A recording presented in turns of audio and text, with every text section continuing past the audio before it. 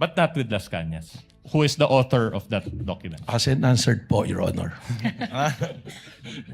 The presiding officer would like to remind the witness to kindly avoid making a ruling for and behalf of the presiding officer. Pasensya na po, Your Honor. But the gentleman would have been correct. The presiding officer would have said the same thing. Thank you for saving me the trouble.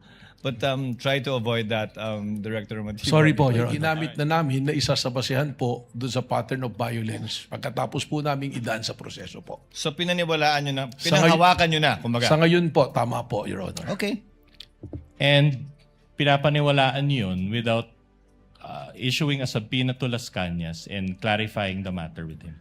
Asked and answered, Your Honor.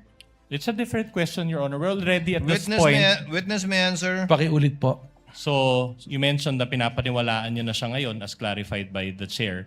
So, are you saying that pinapaliwanaan nyo na ngayon without issuing a subpoena to Las Cañas and verifying it with him? Hindi po nag-issue ng subpoena kay Las Cañas, pero meron pong naging verification process. Alright. But not with Las Cañas, who is the author of that document. As and answered po, Your Honor.